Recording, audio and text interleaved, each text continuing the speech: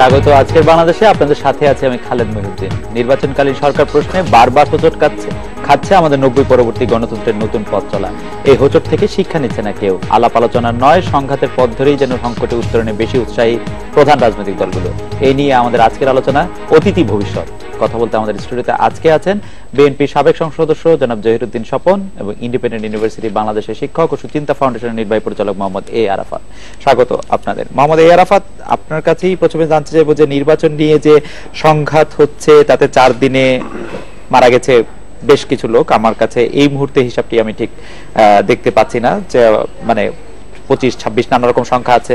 52 ইউনিটে জায়গা নাই, আহত অগুন্তি। যেরকম আপনি জানেন, সরকারি বেসরকারি সম্পদের কতটা ক্ষয়ক্ষতি হয়েছে তার সঠিক হিসাব এখন পর্যন্ত মিলছে না।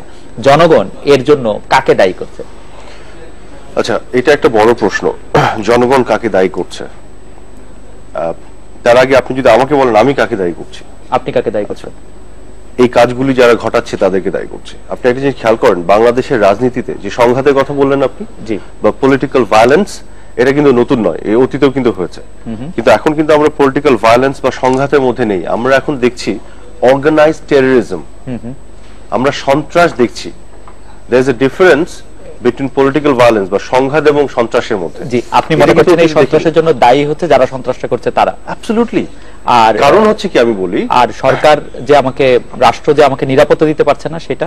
না না না, এখানে আপনার সাথে আমি দ্বিমত পোষণ করব না। আচ্ছা, রাষ্ট্রকে আমি ধরতে চাই এবং বলতে চাই যে যারা সন্ত্রাস করছে অর্গানাইজড ভাবে, এই যে টেররিজমটা করছে, মানুষকে পুড়িয়ে মারছে এবং রাষ্ট্রের সম্পদ নষ্ট করছে, সেইখানে শক্তভাবে রাষ্ট্রের উচিত ল অ্যাপ্লাই করা, আইন অ্যাপ্লাই করা। তার মানে কি রাষ্ট্র আইন অ্যাপ্লাই করছে না?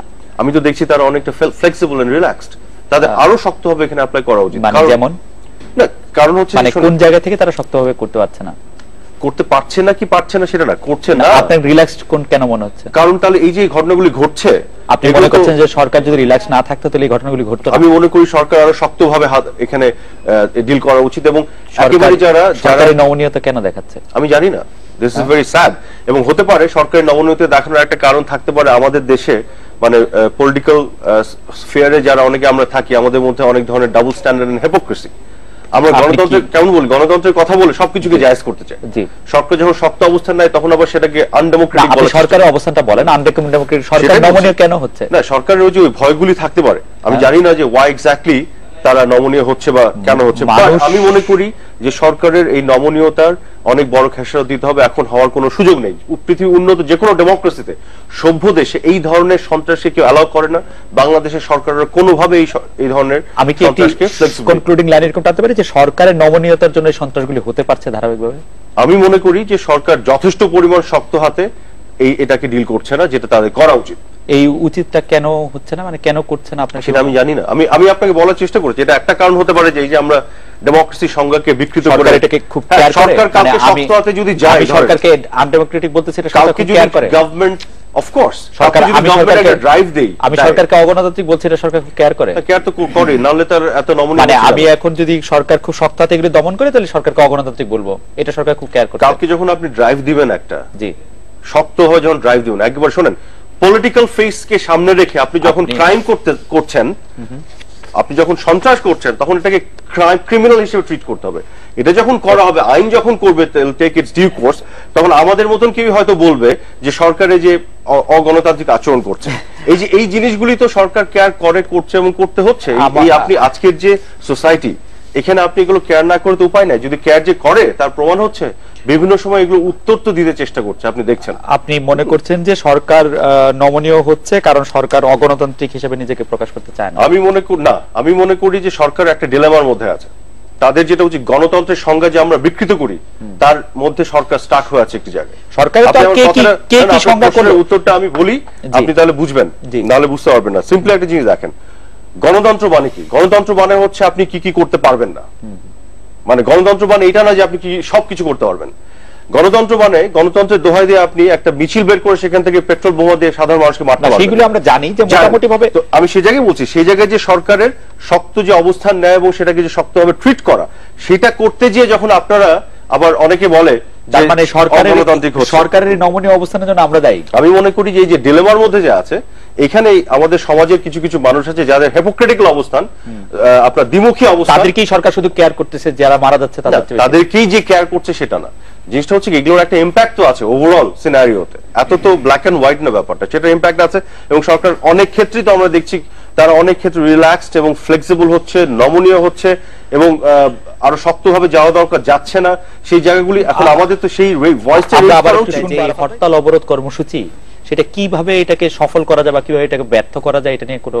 আচ্ছা, আপনাকে একটা জিনিস বলি আমি, পত্র পত্রিকাতে বিভিন্ন গণমাধ্যমে যে রিপোর্টগুলি আমরা দেখেছি, অনেকে ধরা পড়েছে এই যে বোমা হাতে নিয়ে বিভিন্ন টোকায়, তারপর দেখা গেছে যে বিএনপির কোন নেতা নেত্রী বা ছাত্রদল যুবদলের কারোর সাথে তার সংশ্লিষ্টতা আছে। আপনারা একটা খবর করেছেন আপনারাই, বগুড়াতে যে রেল লাইনে যে ফিশ প্লেট যে উঠে ফেললো যুবদলের একটা কর্মীর বাসায়, আপনার ওই ধরনের সব মেশিনারিজ, বোমা টোমা এগুলো পাওয়া গেছে। ছাত্র শিবির প্রকাশ্যে স্বীকার করেছে যে এগুলি তারা করেছে। এখানে সবচেয়ে বড় কথা, যুবদল ছাত্র দলের চেয়ে আমার কাছে বেশি আশঙ্কার জায়গা যেটি, বিএনপির রাজনীতির চরিত্র কিন্তু এরকম ছিল না। এই চরিত্রটা যেটা বহন করছে এটা কিন্তু এক ধরনের অর্গানাইজড টেররিজম, যেটা আমি বলেছি, যেটার সাথে সংশ্লিষ্টতা শিবিরের এবং জামাতের, যুদ্ধাপরাধী এই মৌলবাদী গোষ্ঠী। এবং আপনি চিন্তা করেন গ্লোবাল টেররিজম যেটা, সেটারও যে চরিত্রের যে জায়গাটা আছে তার সাথে একটা মিল আছে, কিন্তু সিমিলারিটি। এটা কিন্তু সাধারণ মানুষকে জিম্মি করে, সাধারণ মানুষকে মারে, তার উপর দিয়ে মলে বোমা হামলা চালায়, হোটেলে বোমা হামলা চালায়, এবং তার মধ্য দিয়ে জিম্মি করে তাদের দাবি দাওয়া আদায় করার চেষ্টা করে। বাংলাদেশের অতীত ইতিহাসে আওয়ামী লীগ বিএনপি বিরোধী দলে থাকা অবস্থায় তারা কিন্তু পলিটিক্যাল ভায়োলেন্স, যেটা আমরা বলছি, যেমন ধরেন আমরা দুর্ভাগ্য একটি দেশ, থাইল্যান্ডে আজকে যে শান্তিপূর্ণ নিয়মতান্ত্রিক গণতান্ত্রিক যে মুভমেন্ট হচ্ছে, সেই মুভমেন্ট বাংলাদেশে হয়নি। আওয়ামী লীগ বলেন বিএনপি বলেন, ভায়োলেন্স দেখেছি, কিন্তু তাদের প্রত্যেকটি দলের নেতা কর্মীরাই মেরেছে মরেছে। কিন্তু আজকে আমরা দেখছি একেবারে সাধারণ মানুষকে ভয় দেখিয়ে আপনার এই যে ব্ল্যাকমেইলের রাজনীতি হয়ে গেছে। এখন এইখানে সমস্যা হচ্ছে, স্বপন ভাই যেটি প্রকারান্তরে হয়তো বলার চেষ্টা করছে, উনি খুলে বলতে পারছেন না, বাট এতটুকু যে বলছেন এর জন্য আমি ওনাকে ধন্যবাদ জানাতে চাই, যে আসলে কোন অপশক্তিটা এখানে ভিতরে ঢুকে আছে। এখানে বিএনপির ভিতরে আমি জানি একটা বড় গোষ্ঠী আছে যারা এই যে জামাত শিবির স্বাধীনতা বিরোধী অপশক্তির সাথে তারা একসাথে থাকতে চায় না, কিন্তু কোনো না কোনো কারণে বিএনপি সর্বোচ্চ পর্যায়ে নেতৃত্ব যদি তাদের উপরে আর্থিক কারণে বা যে কোনো কারণে ডিপেন্ডেন্ট হয়ে যায় এবং আটকে থাকে, সেখানে কিন্তু সমস্যা। সে জায়গায় সরকারের প্রতিও আমার দাবি জায়গাটি থাকবে যে সন্ত্রাসগুলি হয়েছে সরাসরি ভাবে এদের মুখোশ পুরোপুরি উন্মোচন করা উচিত এবং আরো হার্ড লাইনে যাওয়া উচিত। আপনি যে ক্ষুদ্র ক্ষুদ্র সন্ত্রাস যেগুলো হচ্ছে, যেটা মানে কালেকটিভলি যে এই যে বার্ন ইউনিট এবং যে বিশাল হত্যাযজ্ঞ, সেগুলো আপনার যে ফুড সোলজার যারা, তারাই তো করছে না, তার পেছন থেকে পরিকল্পনাকারী আছে, তার পেছন থেকে অর্থের যোগানদাতা আছে। এগুলো যখন আপনি টান দিতে থাকবেন, টানতে টানতে টানতে আপনি একবার উপর পর্যন্ত চলে যাচ্ছেন। সেখানে যে যখন আপনি আইনের প্রয়োগ করার চেষ্টা করছেন, তখন আমরা গণতন্ত্রের দোহাই দিচ্ছি। এই ডিলেমা, এই সমস্যাটা তো এই সমাজে আছে, তো এটা তো অস্বীকার করলে হবে না। হার্ডলাইনে যাওয়া বলতে আপনি বোঝাচ্ছেন যে আরো উপরের দিকে যারা আছেন, হার্ডলাইনে যাওয়া বলতে আমি বলছি যে the rule of law must prevail, the rule of law. কোন পলিটিক্যাল কারণে ভিক্টিমাইজ করা যাবে না, বাট সত্যিকার অর্থে গভর্নমেন্টও সেটা করতে হবে ট্রান্সপারেন্সির সাথে, সত্যিকার অর্থে সন্ত্রাসের সাথে সম্পৃক্ত যারা, তাদেরকে উন্মোচিত করে তাদের। আরেকটি অন্য বিষয় আপনার দৃষ্টি আকর্ষণ করছি, নির্বাচনকালীন সরকার শুধু দৈনন্দিন কাজ নয়, তারা এখন নীতি নির্ধারণেও গুরুত্বপূর্ণ সিদ্ধান্ত নিচ্ছে। এভাবে নির্বাচনের লেভেল প্লেইং ফিল্ড সত্যি তৈরি করা সম্ভব কিনা? আমরা দেখেছি যে পুলিশে বদলীয় প্রধান, প্রাথমিক বিদ্যালয়ের প্রধান শিক্ষকদের পদমর্যাদা 1 ধাপ বৃদ্ধি করে, দ্বিতীয় শ্রেণী সহকারী শিক্ষকদের 1 ধাপ বেতন বৃদ্ধির সিদ্ধান্ত, এবং অন্যান্য একজন মন্ত্রী তিনি আরো কয়েকজন লোককে নিয়োগ দিয়ে গেছেন, বদলি করে গেছেন, এরকমই আমরা দেখতে পাচ্ছি। এটাকে আপনি কিভাবে দেখেন? আসার আগে আমি একটু ছোট করে বলে নিই, যারা ধরুন ভিক্টিমাইজড হয়েছে, আমি যেটা বললাম যে আগে পলিটিক্যাল ভায়োলেন্স থেকে এখন যে আমরা অর্গানাইজড টেররিজম, সন্ত্রাসের দিকে যাচ্ছি, এই সন্ত্রাসের বিপক্ষে সরকারের শৈথিল্য এবং মানে নমনীয়তা দেখানো আর চলবে না। আমরা অনেক সময় বলি সরকারকেও, সরকারি দল এটা তো রাজনৈতিক দল, তাদেরকেও মাঠে থাকতে হবে। আমি মনে করি না এইসব টেররিজম এই ছাত্রলীগ যুবলীগ বা তাদের অঙ্গ সংগঠন মাঠে নামিয়ে রাস্তায় নামিয়ে করা উচিত। যে কোনো উন্নত ডেমোক্রেসি সভ্য দেশে যেভাবে করা উচিত, আইন শৃঙ্খলা বাহিনী আছে ক্রাইমকে হ্যান্ডেল করার জন্য, এবং খুব শক্তভাবে গভর্নমেন্টের এই ক্রাইমকে ডিল করতে হবে।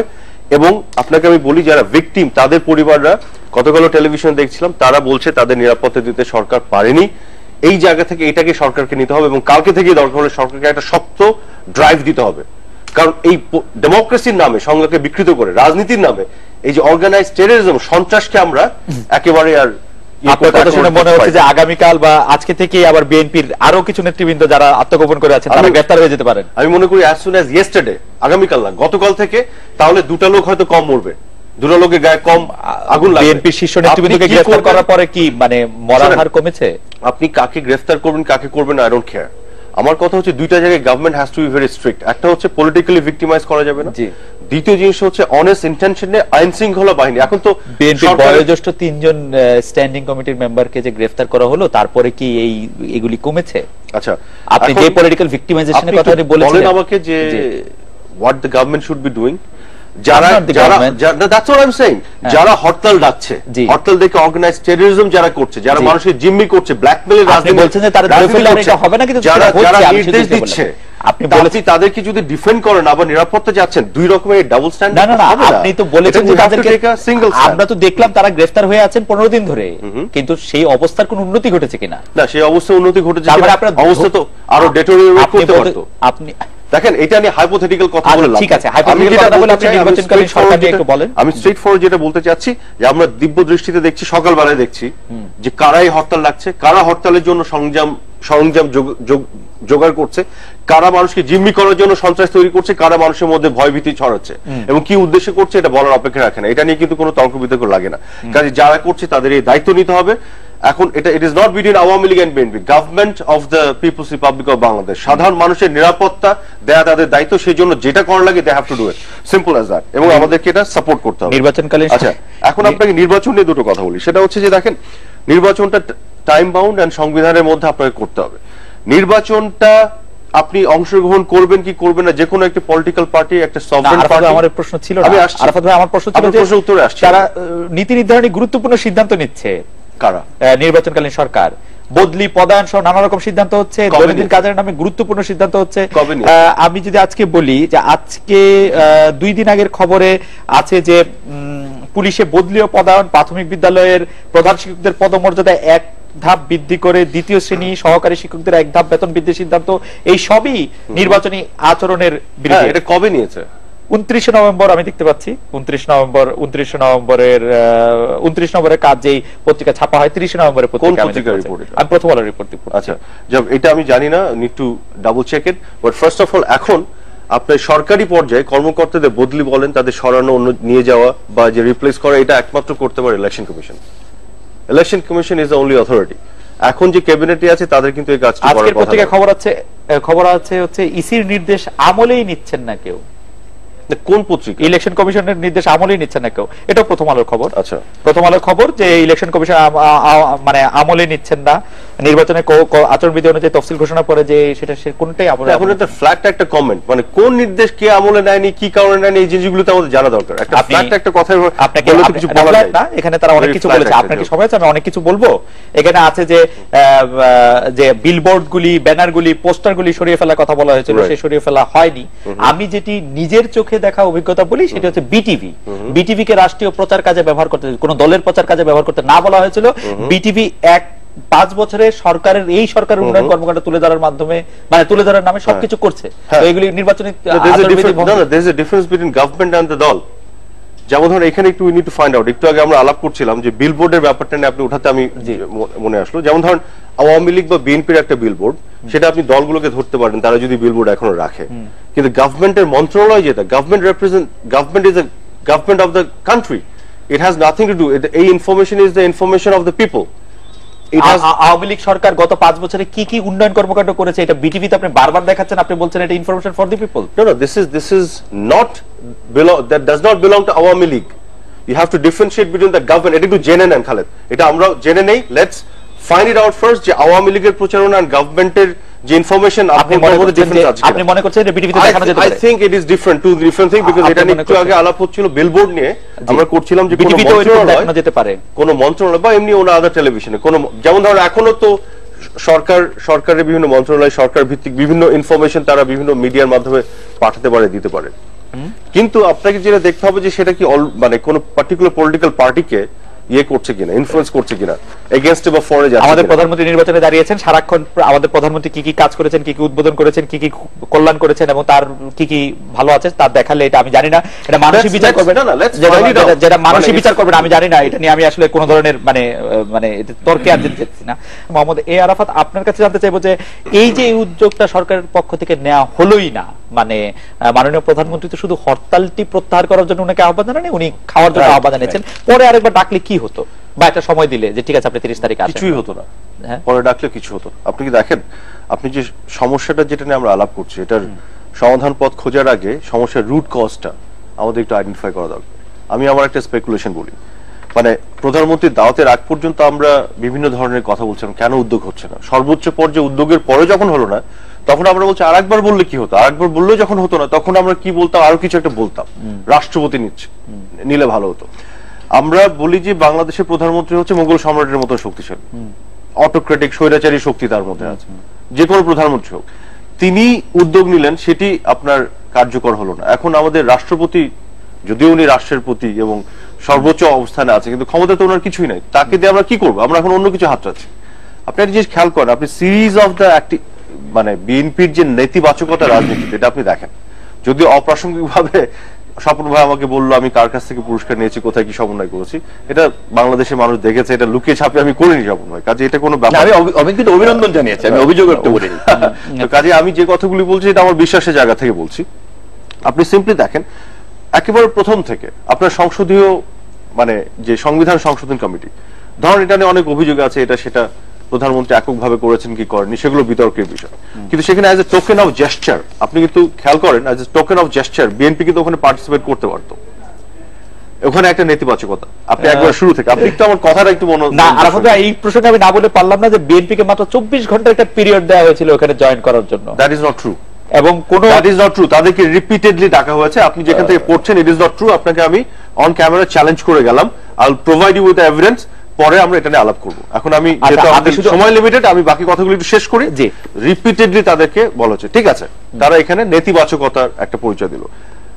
আপনার সার্চ কমিটি যেটা করা হলো, ইলেকশন কমিশন যেটা নিয়ে আজকে এত অভিযোগ, সেখানে কিন্তু বেগম খালেদা জিয়া গেলেন প্রেসিডেন্টের কাছে, কিন্তু ইলেকশন কমিশন নিয়ে কোনো কন্ট্রিবিউট করলেন না। সেটা কিন্তু করা যেত। ওনারা তখন কি বললেন যে আমরা তত্ত্বাবধায়ক সরকারের আন্দোলনে আছি, এটা নিয়ে আমরা কথা বলতে চাই না। সাইমালটেনিয়াসলি এটা নিয়ে কিন্তু একটা কন্ট্রিবিউশন থাকলে একটা জায়গাতে আমরা এগিয়ে থাকতাম। হ্যাঁ, এটা হলো না। তারপর আপনি আসেন, প্রধানমন্ত্রী যখন বিভিন্নভাবে বলছিলেন যে আমরা সর্বদলীয় একটা সরকারের একটা ফরম্যাটের কথা বলছিলেন, তখন বারবার বলা হচ্ছিল উনি ফর্মালি কেন বলছেন না। তারপর উনি আহ্বান জানালেন, সেটা প্রত্যাখ্যাত হলো 48 ঘন্টার আলটিমেটাম, আপনার মনে আছে। তারপর যখন জাতির উদ্দেশ্যে ভাষণ দিলেন প্রধানমন্ত্রী খালেদা জিয়া, একটি সর্বদলীয় ফরম্যাটে কথা বললেন, সেটাকে পুরোপুরি প্রত্যাখ্যান করা হলো আরেকটি উদ্ভট ফর্মুলা দিয়ে। কিন্তু প্রধানমন্ত্রীর যে এই যে প্রস্তাবটা, সেটা কিন্তু যদি আপনি আংশিকভাবে মেনে নিয়ে বলতেন বাকি অংশ নিয়ে আমরা আলোচনা করি, যে ক্যাবিনেটে তো সর্বদলীয় বলা হচ্ছে, ঠিক আছে, এটা তো ন্যায্যই মনে হচ্ছে, এটা আমরা অ্যাকসেপ্ট করি। আমাদের 96 এবং 2001 থেকে আমার দরকার নাই আমাদের সেই দুজন মিলে 5টা নাম না দিয়ে আমরা ইলেক্টেড থেকে 5টা নাম দিয়ে, একই তো কথা, বরং এটা আরো বেটার। তো এটা মেনে নেই, চিফ কে হবে এটা নিয়ে আমরা আলোচনা করতে চাই, তাহলে কিন্তু একটু এগিয়ে যাওয়া হতো। সেটা এখন প্রত্যাখ্যাত হলো। প্রধানমন্ত্রী ফোন করলেন, সর্বোচ্চ কাজটা কিন্তু হয়ে গেছে, তারপর আর কি নিয়ে আমরা তর্ক করছি আমি জানি না। ফোন করে পেলেন না দুপুরে, প্রধানমন্ত্রী নিজেই তো বললেন। তারপর সন্ধ্যায় উনি এক্সপেক্ট করলেন যে শি উইল কল ব্যাক, করেননি, আবার প্রধানমন্ত্রী ফোন করলেন, কিন্তু এগুলো ডিটেলটা আমরা জেনেছি। ফোন করার পরে 28 তারিখে প্রধানমন্ত্রী যে দাওয়াত করলেন, ওই 28 তারিখের দাওয়াতটি তো প্রত্যাখ্যাত হলো। আপনি দাওয়াত গ্রহণ করলেন 29 তারিখে পরে যে কথা বলছেন, কিন্তু 28 তারিখের দাওয়াতটি প্রত্যাখ্যাত কেন হলো? এটা কি প্রয়োজন ছিল? 28 তারিখে হরতালটা কি বেশি জরুরি ছিল?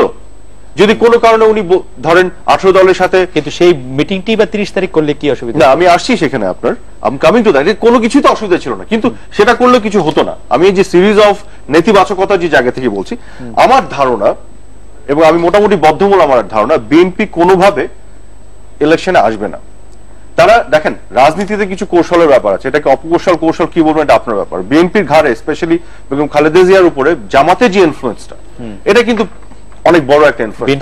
আসবে না কেন? আমি বলি আপনাকে, মোটিভটা কি বলছি আপনাকে, আপনি তাদের কিন্তু মূল জায়গাটা কিন্তু অবাধ ও সুষ্ঠু নির্বাচন এনশিওর করা। সময় দেন কিন্তু, জি জি, অবাধ ও সুষ্ঠু নির্বাচন এনশিওর করা যদি তাদের সময় মানে মূল ব্যাপারটি হতো, তাহলে আপনি কিছু কিছু প্রশ্ন আমাকে করেছেন, এই যে বিটিভি বা অন্যান্য, সেগুলো নিয়ে কিন্তু একটা ডায়ালগে এনগেজ হয়ে সলভ করার সুযোগ আছে এখন, আমি মনে করবো, আগেও ছিল।